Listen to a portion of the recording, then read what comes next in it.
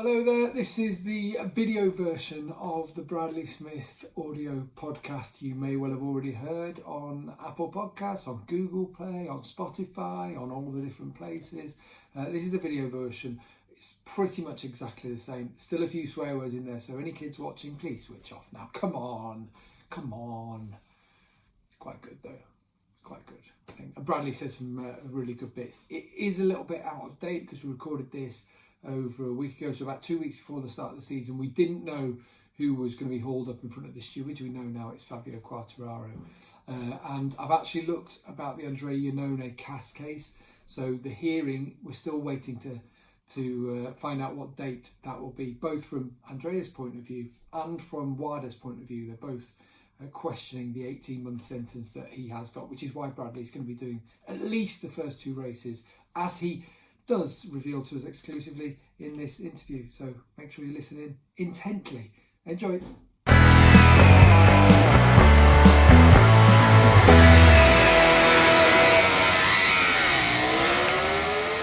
Hello and welcome to another Gas It Out and Look at the Camera. That's how you're supposed to do these things. I can't even speak, professional. Neil Hodgson joining me. Neil, you look like you just got out of bed. I know. Actually, you paying attention as well? No, I'm texting. Were you texting? I'm texting Morning, Bradley. we're trying to start a podcast. And, no, I know, but I can see we are Neil. we're speaking to Bradley, and I'm just checking that. I'm saying, so you're good to join at 1 your time. For those of you who are just listening to this, I've got Neil dictating that to Vic, who is writing his text messages for him. It's our anniversary today, Gav. Cup of tea. Oh, what a lucky lady! How did you get to spend it? Speaking, seeing me and Bradley on your computer. Well, you know, Victoria loves you, and she's a massive Bradley Smith fan. So it's just the highlight of her day. What dreams are made of, isn't it, to get this? Well, congratulations to you both. How 7 long is years. that now? 3 weeks? Oh, 7 years, and she's managed to put up with me. I can't believe it. Blimey. Guess what she got me? I bought her our favourite winery in South Africa. I got her favourite wine from there. I bought 6 bottles as a surprise. And she's bought me some of them ear pods, but I'm buds or whatever they call them. You know, there's ones where you've not got a cable. Right, okay. I see that you've employed them straight away. No, well, I've plugged it. He hasn't, by the way. He's got proper old school ones. Old school. So I'm charging them up. But it's got my name on. The little case has got Neil on. Oh, it got World Champion 2003 on the other one. In gold. Actually, a little bit of news. While we look ahead to the MotoGP season, a couple of riders are going to be called up in front of the stewards for testing inappropriately. So maybe using machines too close to their own. I'm not sure. Maybe private testing when they're not supposed to be. We don't quite know the details of it. But obviously that's going to be quite a key thing, isn't it? Just thinking ahead of the season, who's been able to get in practice time, who hasn't, who's got that feeling back? Because you're going to have to hit the ground running, aren't you, as soon as you get to Jerez? Absolutely. I'm assuming it'll be Moto2 riders because they're the riders that can basically test bikes really close to what they race. Yeah. Don't get me wrong, if a Moto3 rider's been out on his Moto3 bike, he's in trouble, isn't he? You know what I mean? But, but the likelihood of getting all that together and getting one out there is unlikely. Moto2, however, we've seen it before. Do you remember? Tito Rabat pretty much had a spec bike down in Almeria, didn't he, back in the day? Before all this was brought in for Moto2 and Moto3. And I don't think they're actually supposed to be testing at all, aren't they? I think they're allowed to obviously go out and ride a bike. But in terms of they're not even allowed to do official tests or private tests or anything like that, I don't think. Well, they changed the rules for Tito Rabat, really, because what happened was he moved the goalposts. He was always a very fast rider coming up through the ranks. And then he basically went to live at a race circuit up in Almeria, in the middle of nowhere, really. The track's in the middle of nowhere. Parked his motorhome there and rode every day. I used to go to that track with Focus Events doing track days, and Tito would ride every morning, every lunchtime, and in the evening. And it clearly gave him an advantage. So so that's what I was going to ask about this in terms of advantages gained from this sort of thing. Valentino Rossi riding an R1M around. we've also seen other riders out on different street bikes. Okay, I can't think off the top of my head because I'm stupid like that. A lot of them do motocross, but we see people out on Misano. We've seen them out on circuits in Spain and what have you. So, in terms of advantages from doing that, I'd have said very negligible. But in Moto2, definite advantage to be gained. Oh, Neil's frozen. This hasn't happened for a while. That hasn't happened for a long time. That hasn't happened for a while, but he's back. I just thought he was staring intently at me, and the question was being asked. It's my internet connection that is unstable, apparently. Yeah, you absolute knob. Which is rare. But anyway, so Neil was looking blankly at me as I asked him that question in terms of advantages, disadvantages, so on and so forth. MotoGP, I'd say negligible. Track time always handy, but Moto2, you could gain some kind of advantage. Yeah, especially like Tito did. He basically, at one point, he was riding his race bike. Then they stopped him from doing that, and then he was riding as close to the race bike as possible. And yeah, that was an advantage. But like you said, for MotoGP riders, the one I'm really confused about, and I've not ridden one yet, is the mini bikes that they ride. These like little ovales. Yeah. Obviously, Alex Lowe's has got one. Sam's got one. They all ride them. Oh, I've seen them all out in Andorra. Johan Zarco was there in Andorra. Yeah. They opened that track, didn't they, in Andorra? And a lot of those riders who were based up there, I've seen Jorge Martin going around the circuit, and a few others around there in Andorra. I think the Espargaro brothers were out. Yeah. What I don't know. You think that's very close to MotoGP level, isn't it? Those bikes. Yeah, exactly. That's what I mean. What do you learn from it? Don't get me wrong. I understand young kids riding them, but like a MotoGP rider doing loads of laps on one of them, I don't know. I'm asking the question. I'm not saying I think it's an absolute waste of time. Maybe Bradley will know. I don't get it. I can't imagine him doing it. We could ask him. But I can imagine. No, I could. You see, bit of fun. I could, because the way I see Bradley is the ultimate professional. So if somebody said there just might be something to gain from riding around on these, Bradley would do it. You know what I mean? That's the way he's always been, hasn't he? He's dedicated to the core to this and hasn't given up. And I'm sure we'll get into the possibility. Am I the only one? He hasn't been announced yet as the Aprilia rider, has he? Officially, no one said it. But his rider's gone in MotoE, definitely. Jakob Kornfeil is riding that bike. So that's definitely not happening MotoE. So clearly he's doing the Aprilia thing. But I haven't been told officially. Have you? Have you heard anything official? No. I haven't missed an email or a message or anything. No, it's a strange one, isn't it? Obviously, the whole Aprilia thing's strange with them waiting for Iannone and all everything that's gone on. That's why they can't say anything. I don't even know when's the tribunal number 3 coming up. When's that one? Well, it's going to the Court of Arbitration for Sport, and so that's taking it to another level. WADA or the other side are coming back and counter-claiming against the claim. So that's just going to rumble on. That's not going to happen before the start of the season. So, right.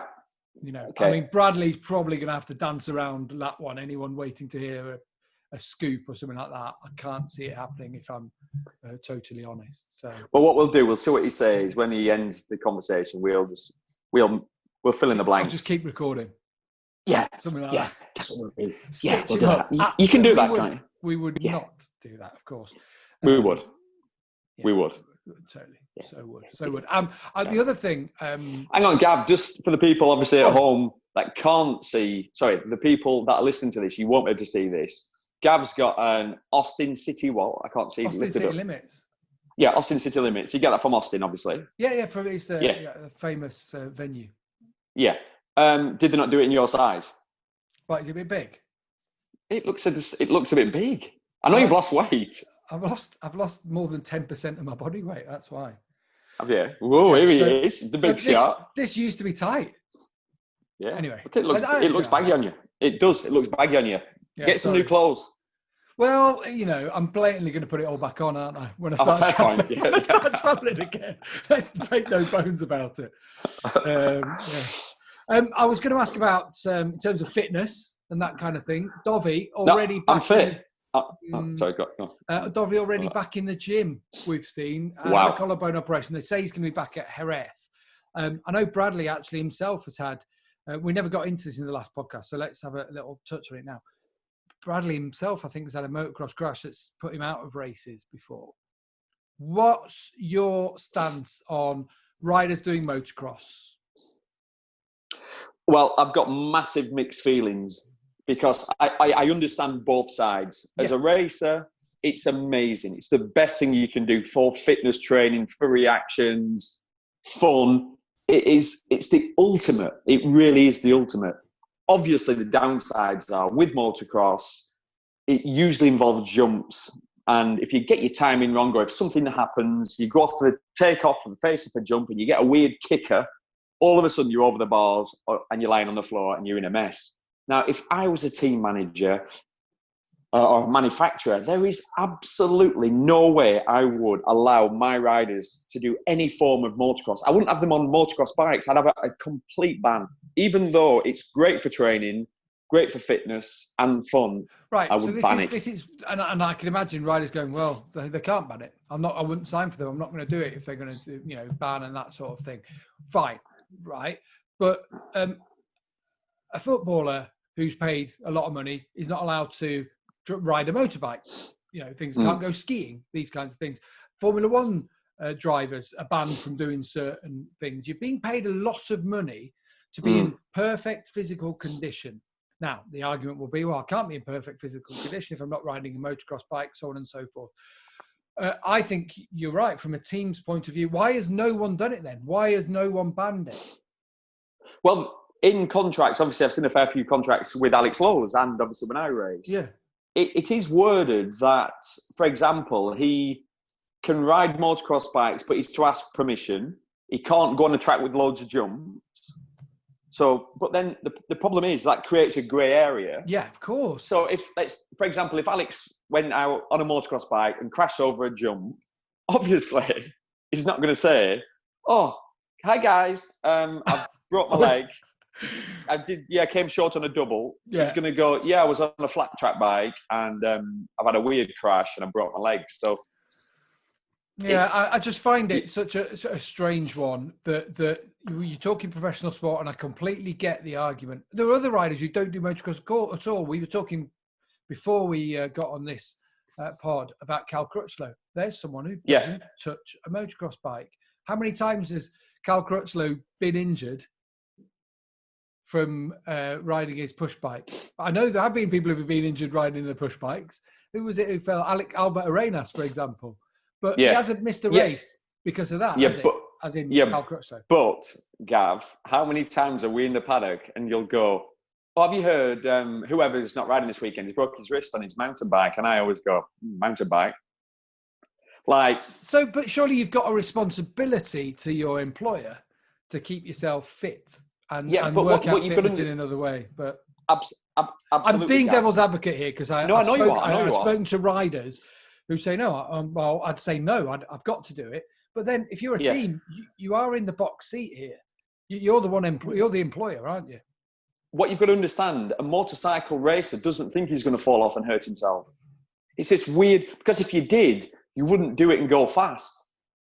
You wouldn't race bikes if you thought you were going to fall off. You've got this weird thing where it always happens to somebody else. It's like, I'll be all right. Yeah. I'm good. I know what I'm doing. I'm in control. I won't be an idiot. I won't do anything stupid. But what happens if you do it a lot? And that's what happened with me. You go faster. Things get bigger. You start doing that double. Then it turns into, actually, I'm really confident I can do a triple. And before you know it, you're at your limit. Something goes wrong and you're in the hospital.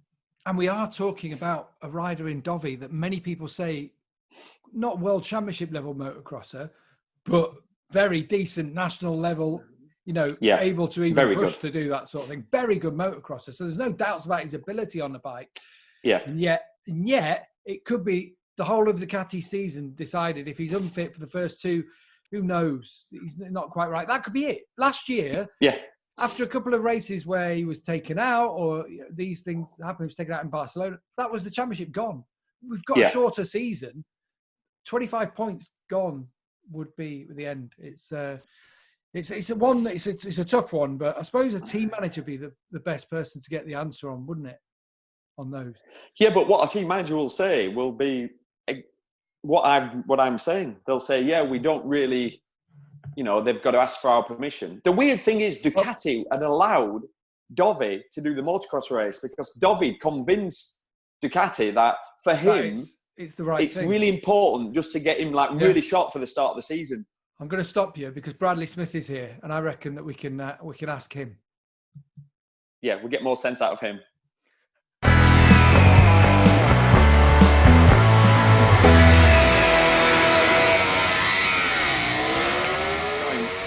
Yeah, because last night when I Googled him, I found a picture of him where his face looks really round, so I sent it to him, and he was laughing, going, "Oh, thanks, Neil. Just what do you need?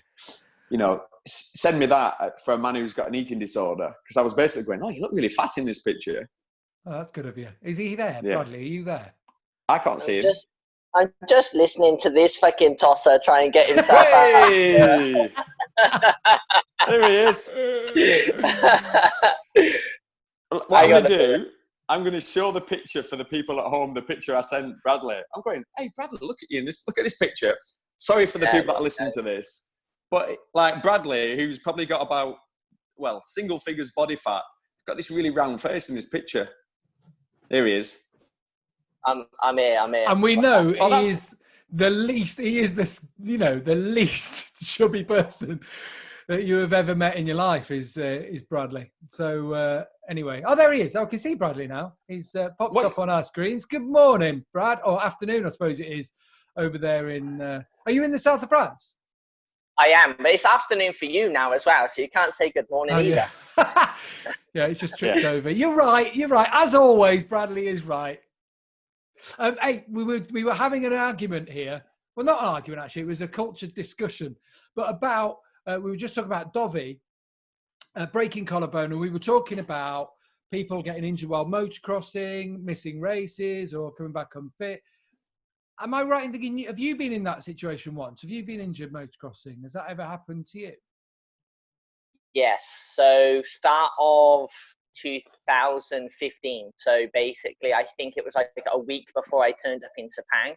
I was riding, ended up crashing, did all the ligaments and everything in my ankle, basically couldn't walk, and turned up to the first test on crutches. So luckily it was my right ankle. So basically I only had to use the rear brake, so it wasn't as bad. But certainly I wasn't in the good books. So I bet Hervé was delighted, and I've actually spoken to Hervé before, and I remember him saying how he wasn't a fan of riders motocrossing, that sort of thing. Right. So we try to put both sides of it, because we understand why you guys want to do it. You want that sharpness, you want the reaction time, these kinds of things. But the other side is you're a sportsman being paid to obviously race, and if it's preventing you from doing a race in some kind of way. So from a rider's point of view, what's your take on the idea of doing dangerous sports? I know that's your career anyway, but doing dangerous sports as training. I'm just going to go at it not from a personal point of view, but more from like a holistic point of view. So at the end of the day, pro athletes need a bigger stimulus to improve. So Joe Bloggs turns up and starts riding a motorcycle or starts playing tennis. Anything that they do with that tennis ball is going to make them better. So even just playing against the wall, or footballers playing Kirby or something like that, anything is going to make them better. But as you get higher and higher up the professional ladder, it gets harder and harder to improve. And then that means that the only way to improve is to perform at 99% of what you're capable of doing.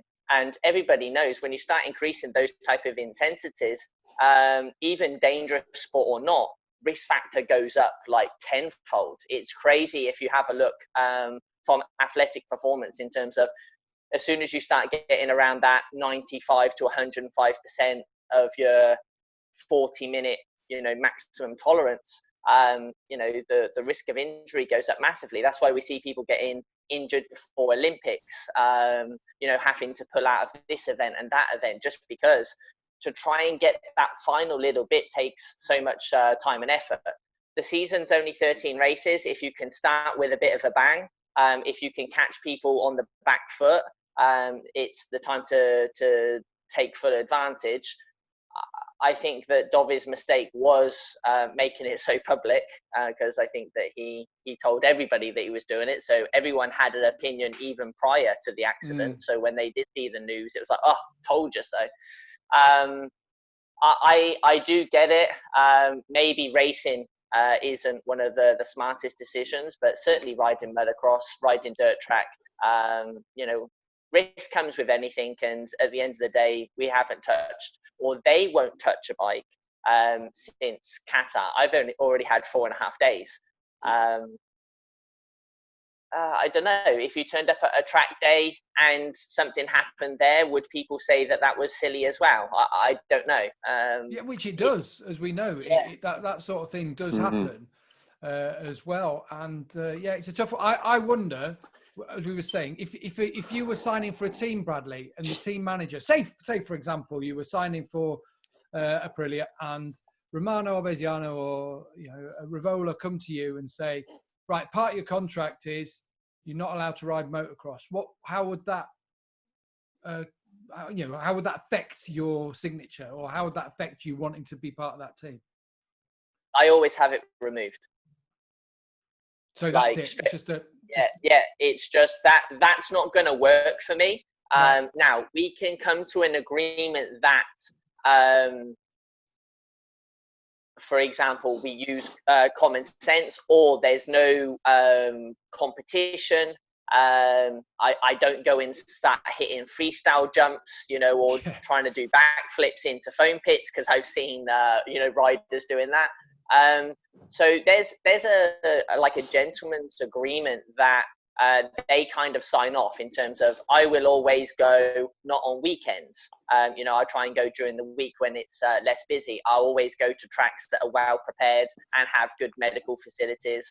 I'll always take a mechanic with me with a prepared bike, so I lay it out in terms of, I will try to be as professional as possible, using my best, looking after my best interests. And you have to trust me on this one, that I use it for benefit rather than going that extra step.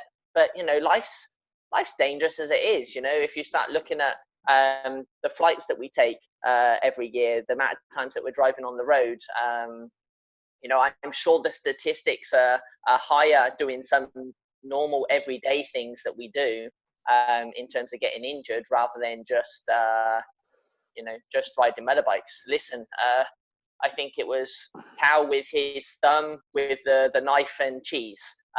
Chris Froome did the same thing, cutting something inside the kitchen. What are we supposed to do? Wrap ourselves in bubble wrap and only be allowed out to ride bikes? Life happens, and risks are part of the game. You've got to mitigate it as much as possible, isn't it, Neil? Yeah, it's a fair point. That one question we were talking before you came on. What about the mini bikes, these Ovalis and stuff? Because I've never ridden one, and I'm when I look at it, and I see a MotoGP rider riding around on one of them, and I think, surely that's not going to help you. Have you ridden them, and what's it like? Do you think there's any benefit from riding the mini bikes? Yeah, I don't really understand it, to be honest, because you're riding something that's, first of all, they're normally 2 strokes. Second of all, they're just not the right size. You don't ride them in the right way. They got no suspension. You're riding on little tracks. I don't really see the massive benefit to it. Now, I've seen a couple like Jake Dixon. I think he's got the 150 4-stroke Supermoto, and that's a little bit better. It looks a little bit more of a more reasonable size.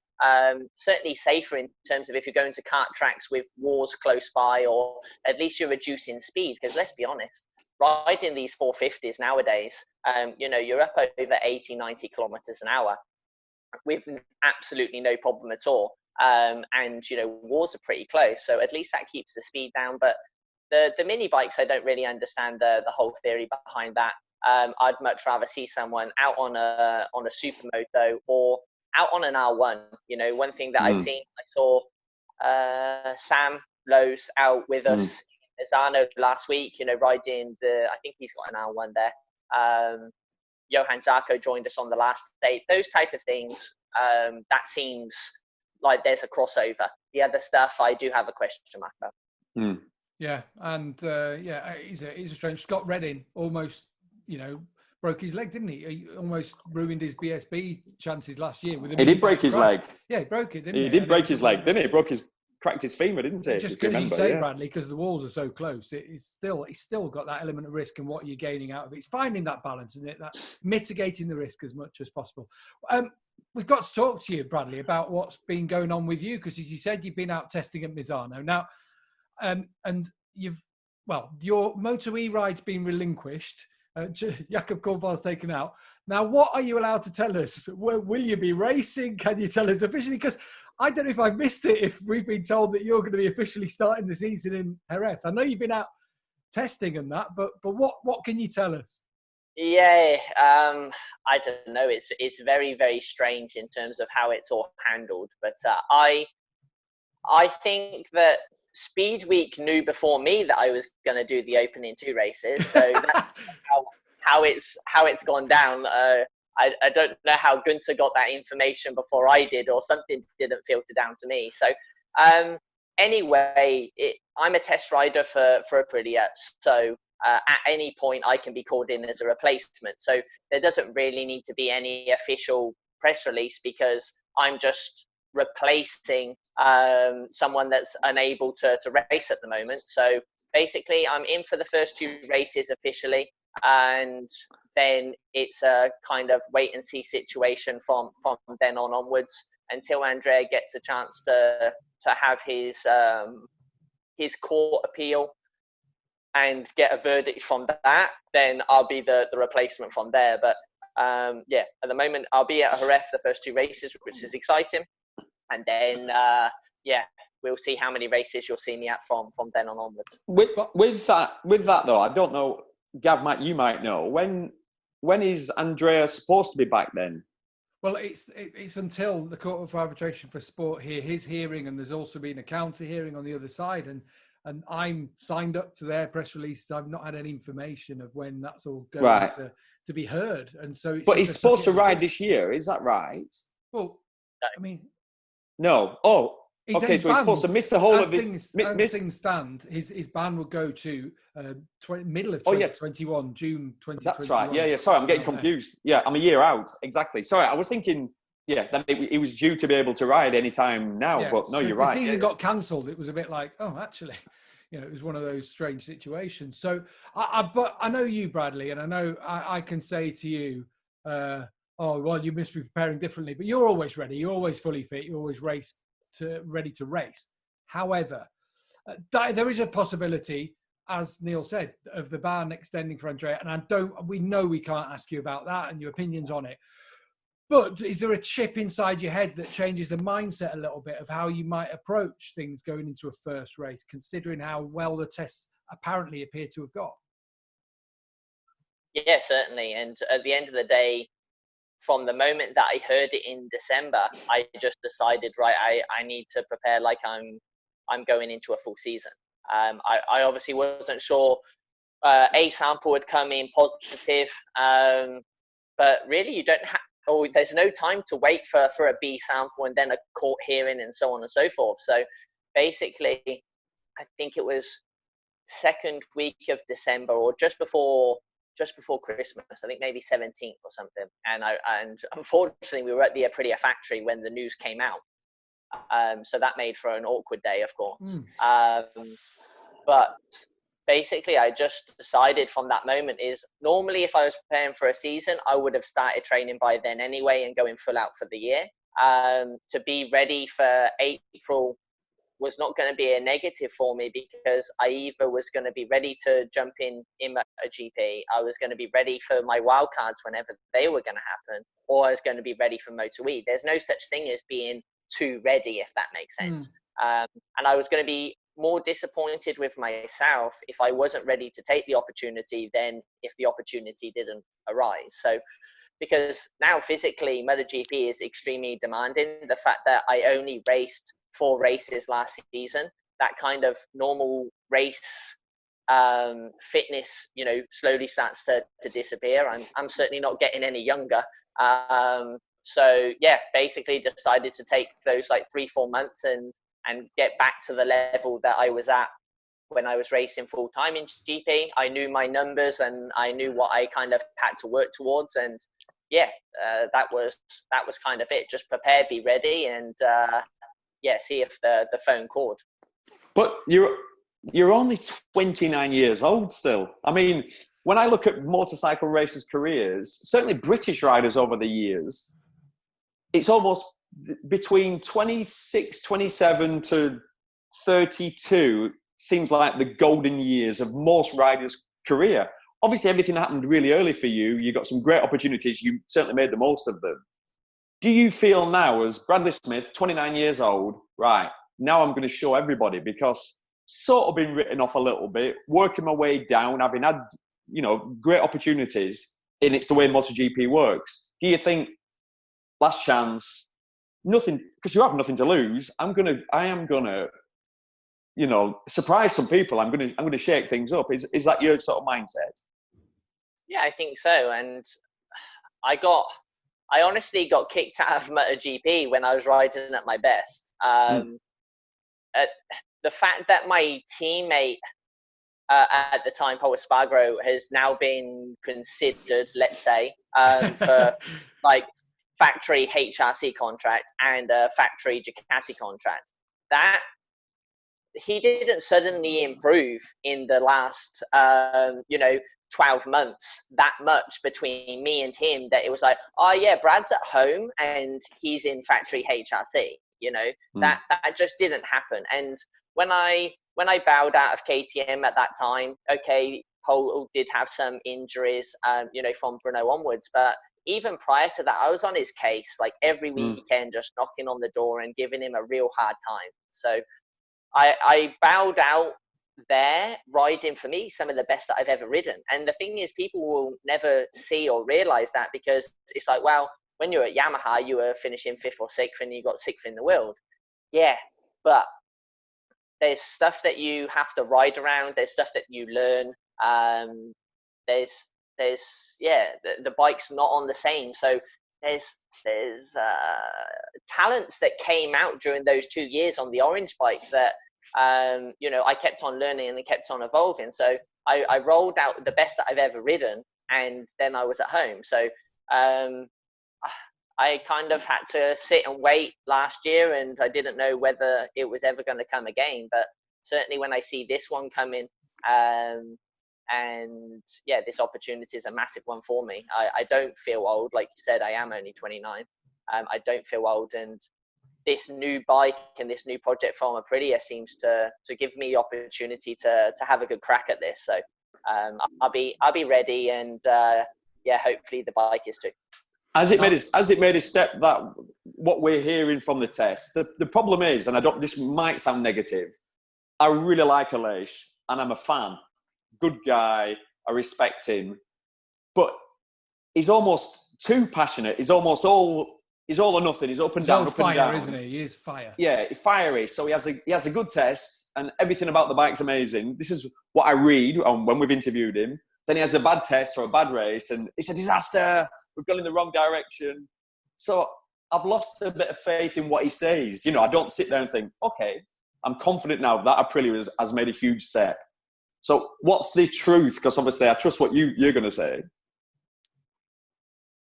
There's a lot of competitive bikes out there, and we have to have a look in terms of there's let's say 3 factory Hondas, 3 factory Ducatis, 4 factory KTMs, 3.5 factory Yamahas.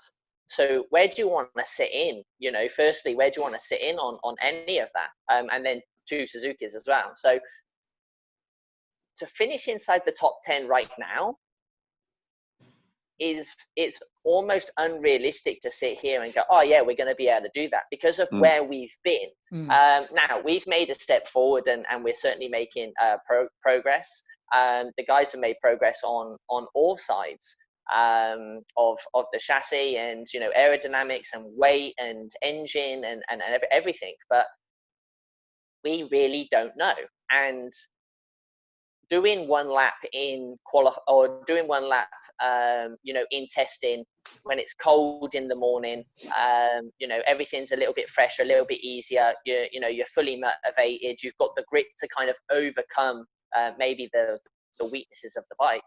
That's kind of what everyone sees on the results. But until we turn up in Jerez and start riding in like 50, 55 degree track temperatures, and really seeing how our bike performs under a race situation, because better than anyone, you can sit behind someone, maybe you're 0.3, 0.4 quicker, but you can't pass them because every time you come off the corner, they have 300 horsepower and they power down the straight, they brake deep, they stop, and then you can't overtake them.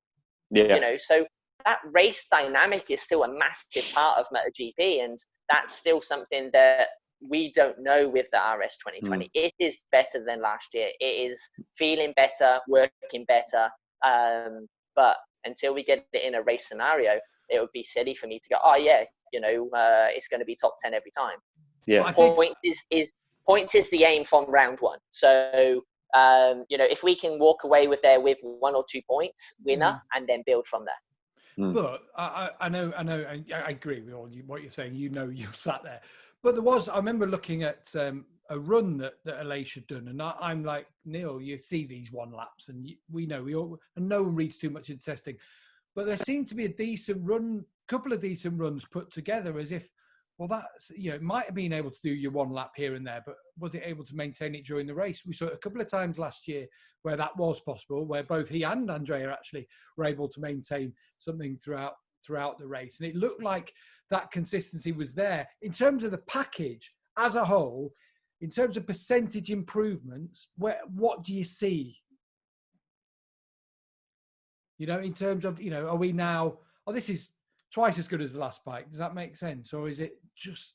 Yeah. Because it was big changes gone on, haven't they? Big changes have gone on. Yeah, no, absolutely. I think on the one lap pace, maybe we've managed to pull out, 0.2, 0.3. But the biggest thing, and this was one of my main targets as a test rider, was managing to make the bike able to do that for the full race distance. And that's where I think that we've gained like the half second to 0.6. Not on every circuit, because sometimes there's not that massive drop. But certainly on difficult circuits for us from last season, as soon as the tyre dropped, it would get very, very tricky. So, I think that we've improved that. So that means basically I would say that we've cancelled out the improvement on the new tyre. So we've gone with all the other factories, and then maybe we've got 0.3 a lap quicker over race distance compared to the other factories, because I think everyone improves 0.2 to 0.3 year by year. So 0.3 is still enough. It's still, let's say 7 to 9 seconds over a race distance, which now in MotoGP, that's massive. So if we've done that, then that was, in the right direction. And that's at the moment on base level. And then if we can improve from that, winner. What's interesting with that is what you said earlier, though, also is how does that relate in the race scenario when you're behind a Ducati, for example? You know what I mean? That pulls 3 bike lengths on acceleration, and they've got good braking stability. So this, obviously it's a fast bike, and they can get the thing stopped. And you're like, my God, I'm faster than this guy. Just go wide, move out the way. Which is something actually, Suzuki had that kind of issues, didn't they? A couple of times where you'd actually think, oh, that bike's really working well, but I can't get past anything. So it's all very well. And I think Yamaha struggled a little bit with it. I think that's a good point too. And you're not going to find that, are you, until lap 20 in Jerez or whatever it is. Yeah, when the track temperatures are 55, 60 degrees at a track which gets greasy at 40. Yeah, it's going to be those ones that time will tell, and we have to wait at this point. It feels good. Everyone's happy. Everyone's patting each other on the back for the work. But until we get it in a race scenario and then sit down in the first debrief, then we don't know. What I'm excited about this year, though, is the whole back-to-back idea, because I'm really interested to see which factories and which riders are able to up their game from one weekend to the next, and crunch all those numbers from the first weekend and then roll out the second weekend and see how much that they can actually take that further forward. I'm interested to see how that works out. Yeah, well, that'll work. Yeah, lead Yeah, times, isn't it? That sometimes I know Ducati struggle with the lead times. I don't know what the case is necessarily with Aprilia. KTM often, you'll have seen, are producing lots of things, sometimes too many things that they're throwing left, right, and centre at you. It's going to be interesting, isn't it, to see how that does affect things. I just wanted to ask on that in terms of the fact that the engine allocation hadn't been set for Aprilia and for KTM, for example. Is that something you see was important, that you guys didn't have to set what you were going to be bringing to the original Qatar? Has that allowed a little bit of leeway with things being frozen, or nothing, because it's have they been able to work at all? Yeah, well, I think Aprilia was honest and said that we had two guys basically stripping and rebuilding engines in one of the office spaces in Sepang and in Qatar. So we were certainly trying to catch hot potatoes in those two ones, in terms of with the engine. So yeah, the fact that they've had a little bit more time to iron out some of the issues. Unfortunately, no time to make anything or produce anything because everything got locked down in Italy. They didn't actually. I thought that we could get ahead of the 8 ball, but the factories were all closed. So any outsourcing that we were doing or anything that we could even make internally just didn't get done. Aprilia was just closed doors, shutters down. So, but at least what we're homologating now, we know, and it's reliable enough to start the season with, and we just got to build from there. I can't wait. How do you feel looking back at your career? And I'm not saying like you'd talk to somebody like as if they'd retired. Let's hope the best is yet to come. And we know you're a long way off retiring. When you look back at your career, does it frustrate you that you've probably not got the credit you deserve? We look back over the last 20 years, British riders coming into Grand Prix racing and not doing too well. I mean, if you look at, I guess Cal Crutchlow, you could argue, has done better than you in MotoGP, but you've had success in Moto, well, in 125s, obviously in Moto2, winning Grand Prix races. You've had lots of podiums throughout your career, podiums in MotoGP. You've beat Valentino Rossi in races. You've had an incredible career, and I feel quite strongly about this. I never feel like you've had the credit you deserve. And what's your take on that? Is it something that you ever think about, or do you think, it's almost because, not to answer this for you, but because you didn't do BSB, you weren't a superbike guy. Do you know what I mean? It's like I just feel like you don't get the credit you deserve. Everyone's going to have their opinion, and I'm certainly not going to be able to sway that. I think that in the world nowadays, expectation levels are always they're I'd like to think, though, Neil, that I was the person that changed people's perception and lifted people's perception of what British riders could do. So JT a little bit when obviously he was there, so I can't take too much credit from that. But basically, when I walked into Grand Prix, no one had been on a podium. No one was, scoring points. Chaz was there. Chaz was knocking on the door, and I think that Chaz could have been definitely that person. But it'd been so long since we'd seen anyone like that. So rocking up into 125s and winning GPs there and fighting for world championships there. Moto2 probably didn't go quite as good, but Scott then kept kind of the expectations high because he was being on the podiums.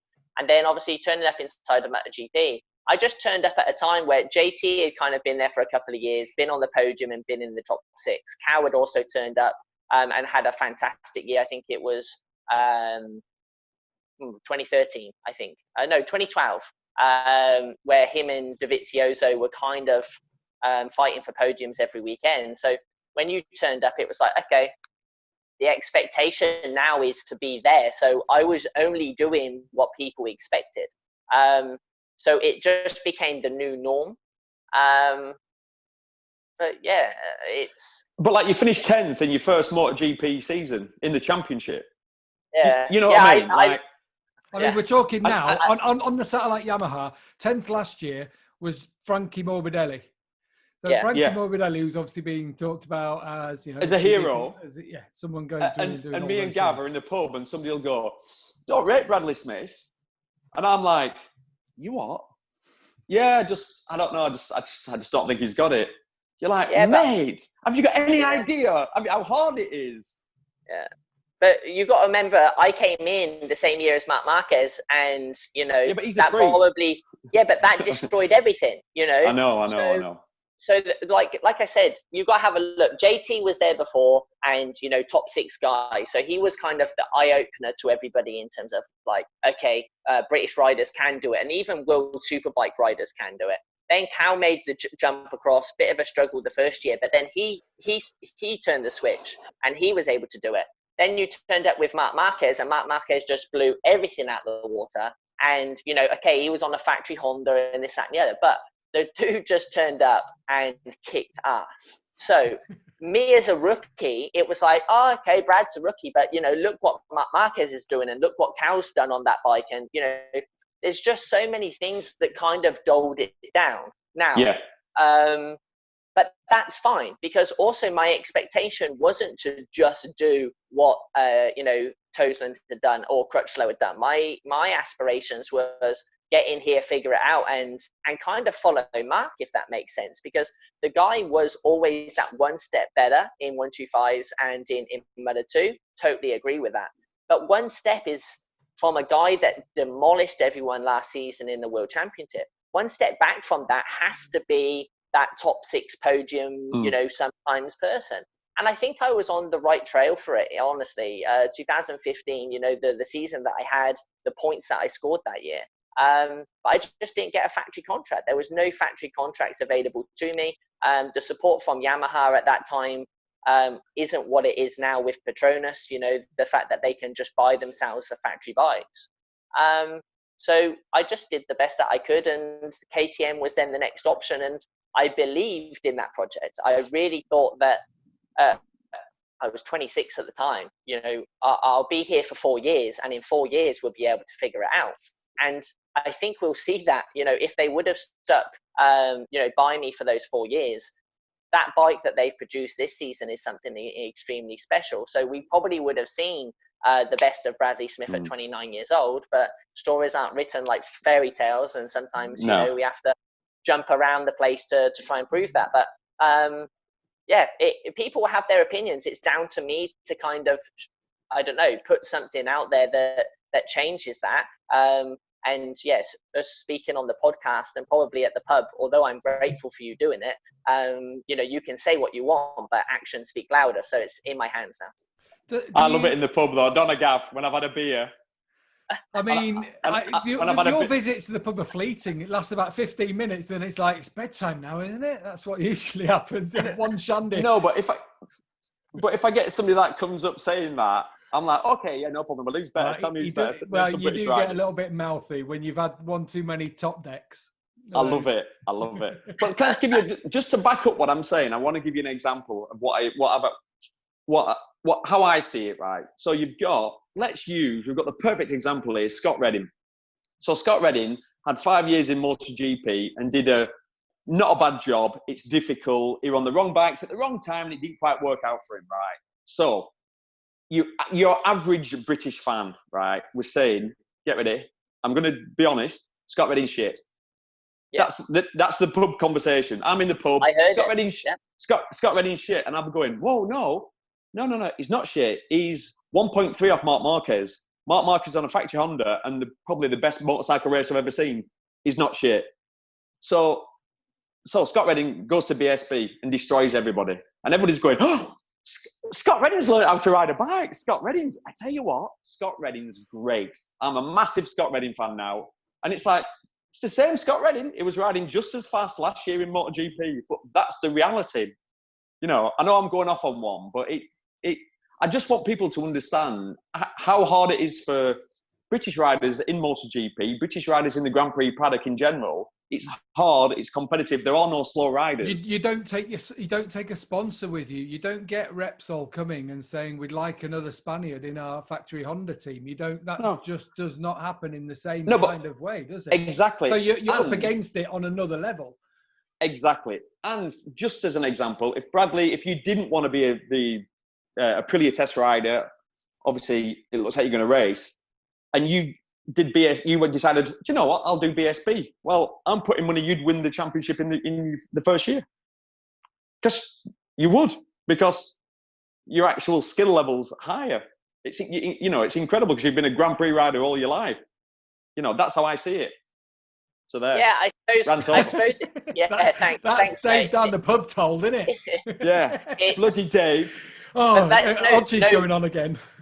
But that's no different than, for example, if you had a look at tennis, back, I remember watching Wimbledon when I was younger, and you'd watch Tim Hedman and Greg Rosetsky, and you'd just be like, why can't they make the final? And it's just plain and simple, is they are phenomenal at what they did. You took them to, you took them to any kind of non-pro tour tournament, they would absolutely destroy everybody in 3 sets every single game, and just walk away with no problem at all. But because they were put up against, what we're talking, Federer still at that point, but I think even Sampras and those guys, Agassi, the fact that you put them up against those guys, it didn't mean that they were shit. It just meant that they were a tiny little bit off, and they were ranked 8th and 12th in the world. But no, they can't play. They'll never make it. They can't play. They're okay, all right, but I've done the same watching other sports. So it's the British way, though, isn't it? It's that British way, that almost a little bit of the pub mentality. Sat there going, bag of shit, then rubbish. He'll never make anything of himself. And it's like, mate, come on. You need to go to more pubs with music in and things like that, Neil, or beer gardens. Much happier places. Gav, I would happily go to the pub with you if you'd invite me from time to time. Well, there's a reason why, because you get into arguments like this. I don't want to get involved in any of this sort of stuff. I love an argument. I do. He's just like that. Oh. With my extra small t-shirt on, with his beer never fails. Never fails. Bradley, are you enjoying riding still, or I was going to say, or is it a struggle, or do you enjoy the struggle? Does that make sense?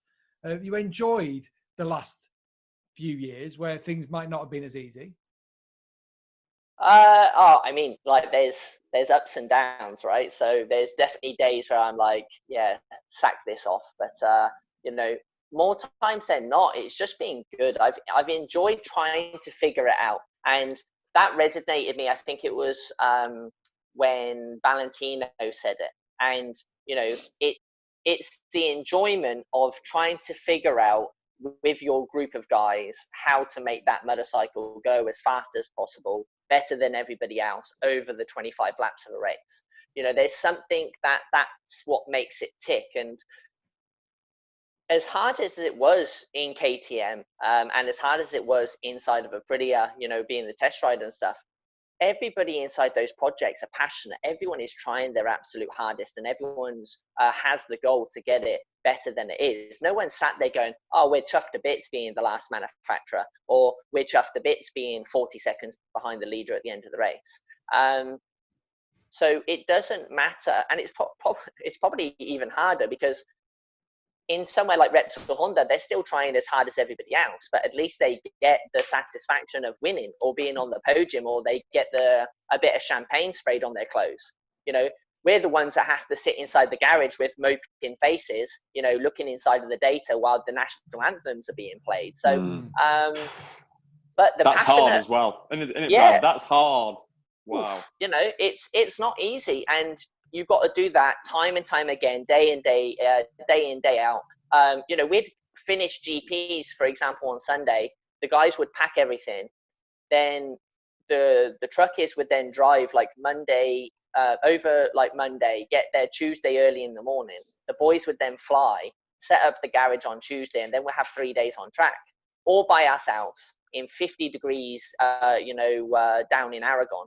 And we'd be there for 3 days. We wouldn't really have found anything that special, pack up everything and then move on to the next race. And that constant slog was difficult, but there is something enjoyable about it. There is something that the team makes it what it is. And because you put in that much more effort, or because it hurts that much more on the hard times, it makes the good times a little bit better. So same thing, rolling out, last season, many times at the wildcards, doing all the testing that I was doing, it was humiliating, honestly, riding around and everyone going, well, what's Brad doing? And I was just being a test donkey, even at the Grand Prix, I just had to try this tire, try that tire, run in these clutch plates for the riders, make sure that, this front brake system's working, because we had some air in it the day before. So just make sure that it's okay. So Andrea has it as a backup, ready for qualifying or something like that. And it's just stuff that it was just hard to do. But when the bike actually rolled out this season and, made such a jump forward, you get all of that back and double. It's kind of like, okay, all of that shit's forgotten, and you go forward. So yeah, to answer that question, I still love it, still absolutely adore what I'm doing. The results wise would be nice. The easy thing to say is MotoE was nice. I was on the podium, but it didn't give me half the satisfaction of gutsing a top 10 or a top 12 across the line with a difficult bike. There is something about that struggle and putting yourselves up against the best people in the world. There's a lot more reward there than anything else. It must have been hard jumping on that electric bike. You're testing on the MotoGP bike one day. You're on the electric bike. Was it really hard? Completely differently, yeah. Completely different, yeah. Yeah, and more than anything, it's like I had to do the electric bike. So I was trying to get the championship across the line because everyone expected me to be able to do it, right? So, but you didn't find yourself racing because it was like, I can't really go all out at this, because it always scared me, the weight that the bikes are. Yeah. Is one thing. But the second thing is I can't mess up the Aprilia project, So it was like, okay, take enough risk to get the job done, but not too much, to basically jeopardize what I was supposed to be doing. And that was the understanding, from everybody. So I just found myself sometimes riding at like 90, 95%, which just wasn't enough to get it done, because you had guys riding at 100%. So it was that really difficult balance of go fast, but not go fast. I'm like a Boris Johnson. Go fast, but don't go fast. Don't go fast, yeah. But try and go fast. Exactly. Yeah. I was that guy. So it made it hard because I just found myself thinking all the time while I was riding, rather than being in the zone and completely forgetting everything. I just found myself thinking every corner, and it was a bit of a headache. But nevertheless, it was still good to do and taught me a few bits and pieces as well. Yeah, and what's the future of it all? No, I just want to ask because.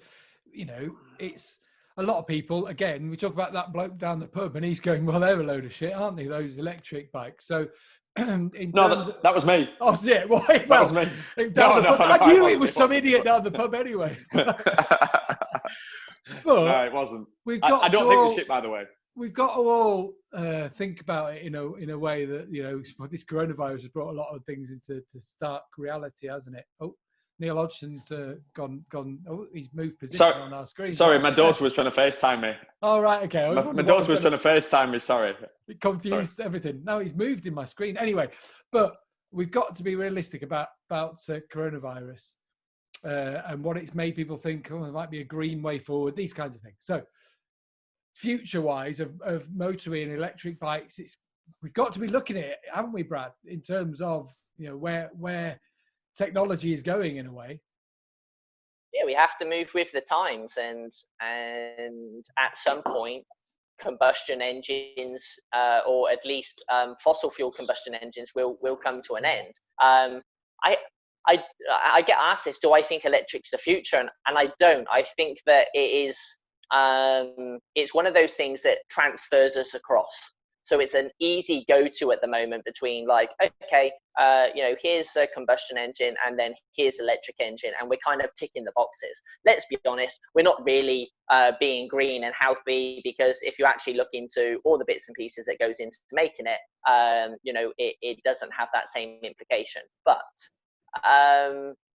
I think at some point they'll find a different combustion. It will just be, we'll see MotoGP, but it'll just be with like a cleaner fuel of some sort. It's just no one seems to be that interested in going for it at the moment. There's a lot of talk about hydrogen, isn't there? That kind of thing at the moment. Yeah, that kind of exchange. Yeah. And there's a lot of science out there to prove that there's a lot of these things around. For some reason, well, at the end of the day, we all like noise. So, if you turn up and watch the MotoE race at the track, it's not that good. Not going to lie to you. Any fans that are going to sit in the stands, it isn't that time. But no, the racing was good. The racing was actually good. Yeah, but if you watched it on the TV, it was great.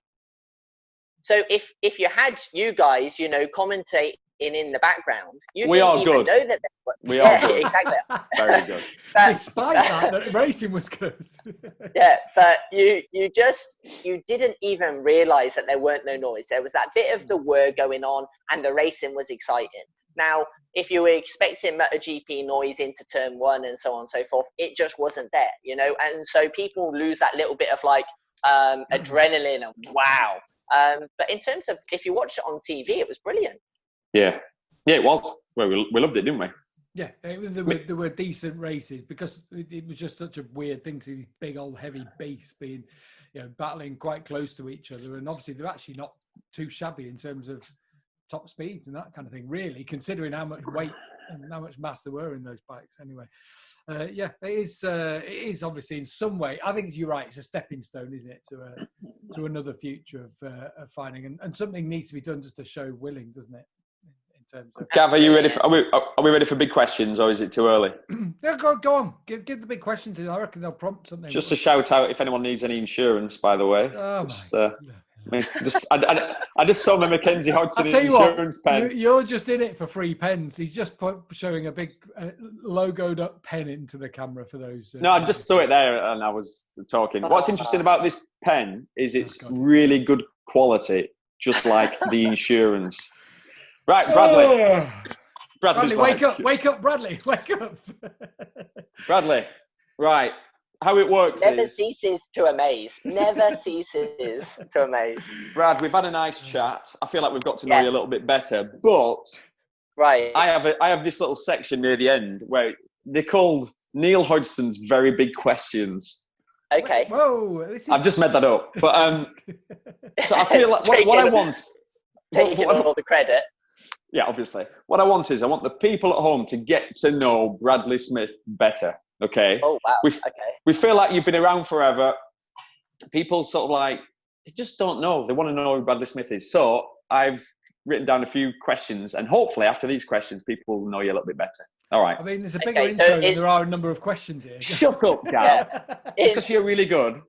It's exactly like me getting on this podcast. I'm like one of the toys from Toy Story 4. I've been around that long that I'm just put on the shelf and forgot about. But go on. Bradley, we've had this conversation. We didn't forget about you. There was no pecking order. It's not the best or most popular. We just did it through people we knew.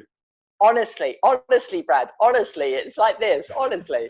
Yeah. He does protest too much, doesn't he? This was yesterday, last night, when I was leaving him a voice message, and I went, "Oh my God, I've said honestly too many times. Now I look like I'm lying." Right, so Bradley, you seem like the ultimate professional, and I want to know, and the people at home want to know, do you go to the pub? And if you do, what's your drink? Oh, I do go to the pub, and Guinness normally is my drink. Good call.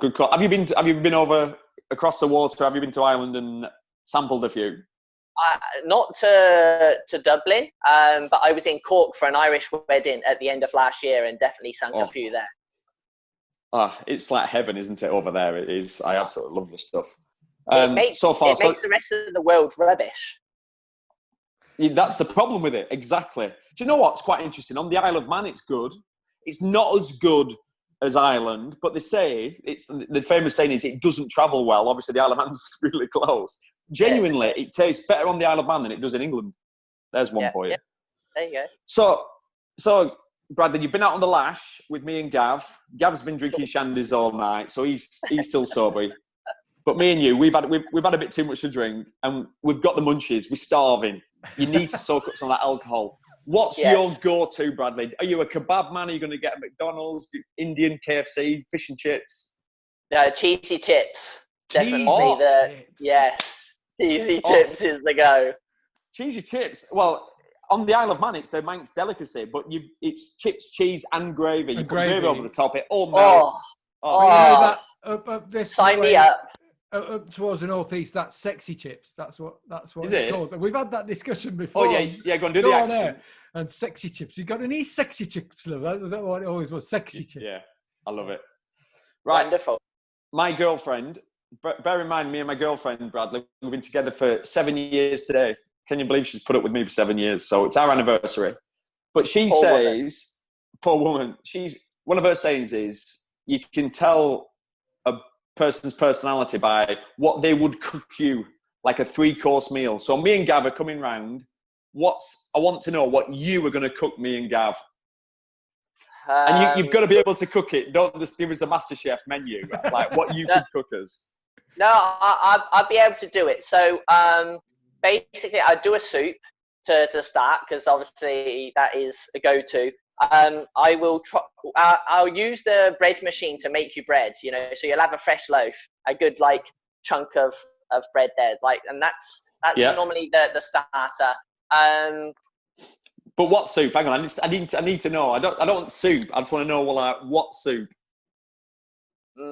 Probably it depends on the time of year. If it's summer, I'd probably go something like a tomato, something easy. And then if it was winter, something like a veg with a bit of pearl barley and stuff like that inside of it. Okay. I'll tell you, I like that seasonal produce. Here he is. Yeah, bloody hell. Didn't see that one coming. Go on. And then for main course, I'll probably do a pie. I like pie. Well, I mean, now you're talking my language, Bradley. Okay. I've never seen Gav look so happy on this podcast.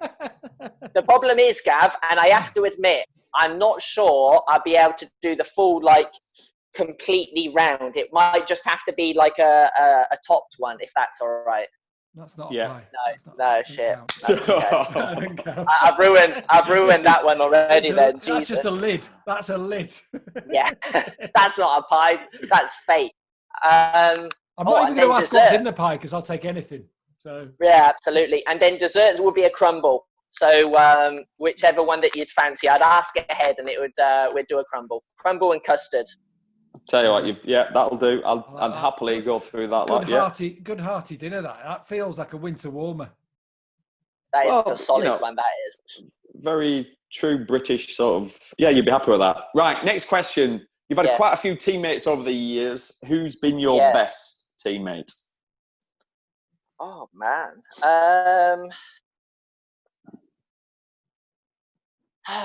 To be honest, they've all been very good. I can't say that I've had a bad one, because my list is No, you thought of a bad one then. No, they've all been. Apart from Julian Simon, what an absolute loveliest man in motorcycling.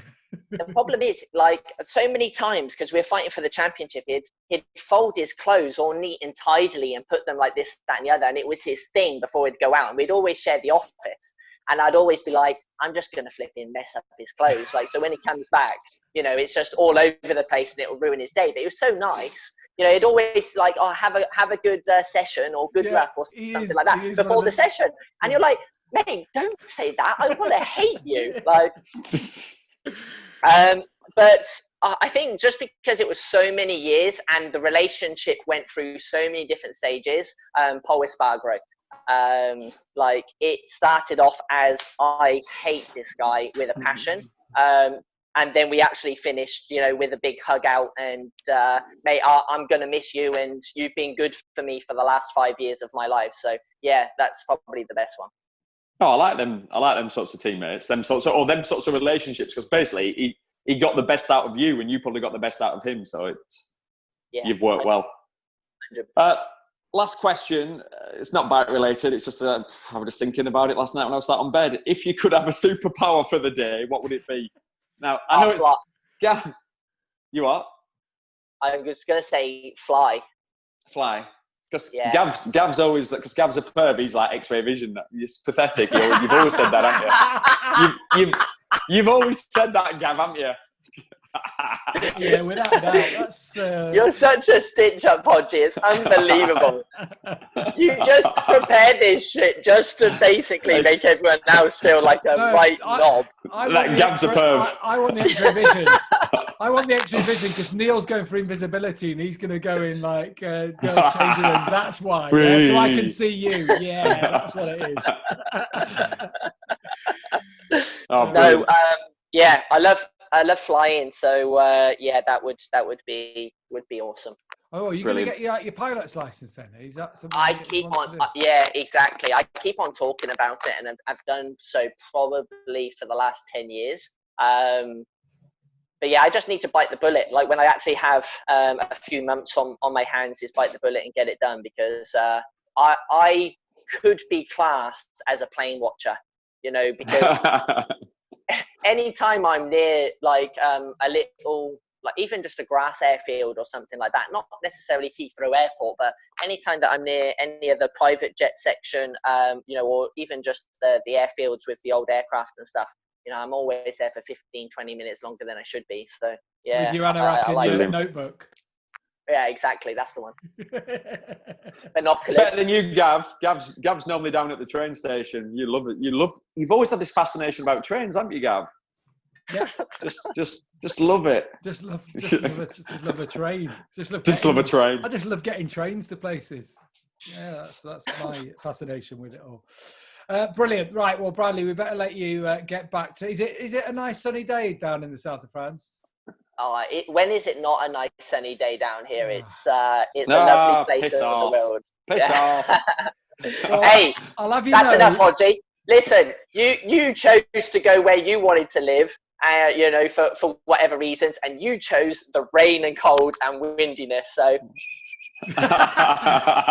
Bradley just did a rude finger. That's so not on. I think he was saying I'm number one. I can't believe how it's foul language and everything, Gav. He's been really rude, hasn't it? Yeah, I can't believe I opened up with fucking tosser. I'll tell you what, it's not a family Gav, show.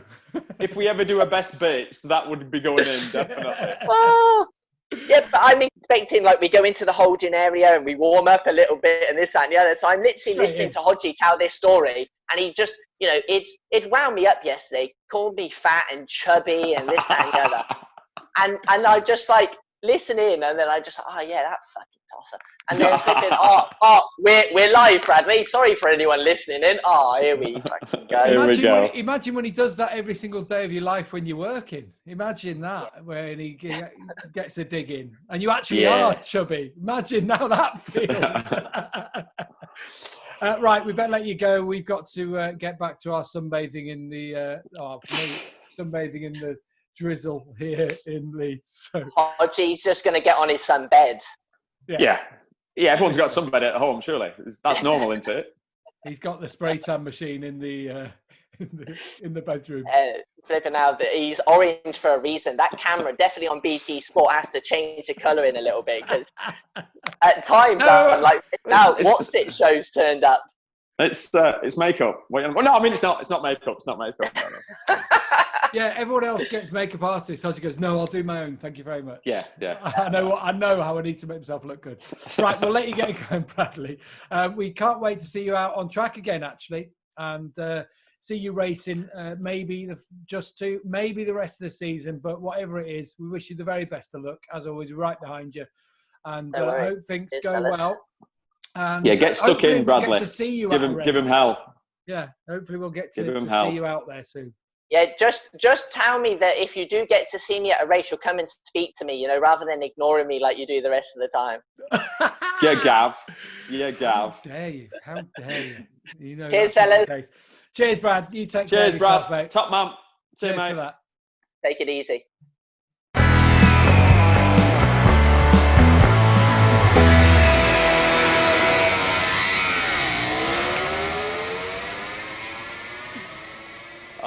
Enjoyed that. Yeah, good to Enjoyed that. speak to Bradley. Do you know what? There's so many people have an opinion of Bradley, and I think you sort of said it there, the pub kind of opinion. But so many have an opinion of how good a rider he is and what sort of person he is. He's actually a good lad, is Bradley.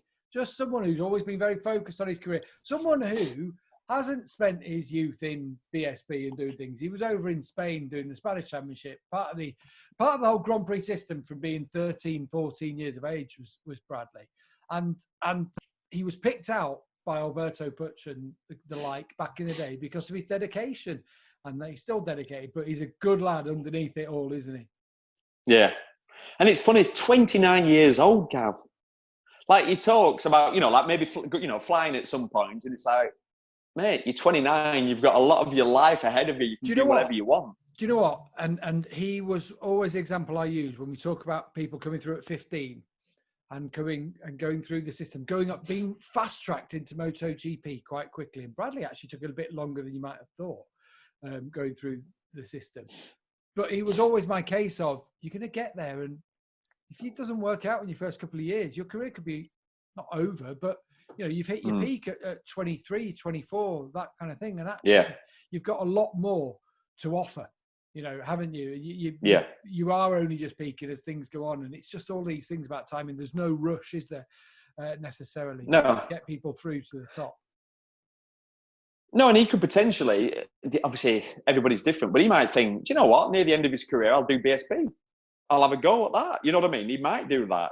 You never know. You'd have never said Scott Redding would have done it 3 years ago, would you? No. Right. So yeah. But I just hope where he's so right in what he says is, there's me going, give it to him, get stuck in.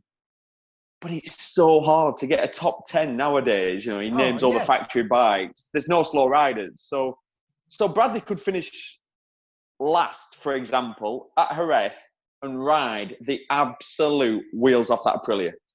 Just using that as an example. I'm not saying he will finish last, but you know what I mean? It's like, that's the reality. It may well be different for him as well to actually have had the pre-season. Coming in at this part of the season, he is going to be starting. He's going to be on the bike. He knows he's going to have 2 races at it. And it's not popping in for one race halfway through the year when as he said, you're riding around testing little bits for the other 2 factory riders. You're there and you are on one of the bikes and you have to make it count. So, yeah, fingers crossed for Bradley. He will be out. Great to hear that he'll be there the first couple of races anyway. We are going to say goodbye now. I'm going to sign off from the podcast for today. Thank you once again to our guest Bradley. Thanks to Neil Ogson for his input and insight. Basically, what we take out from the podcast today is, if you're in a pub, don't go and speak to Neil Ogson. He'll only get into an argument with you. That's what I've taken from today. Gav, I love you, man. Right, you take care. Speak to you soon. And I don't know what you're saying. See you later. Bye-bye. Ciao, ciao.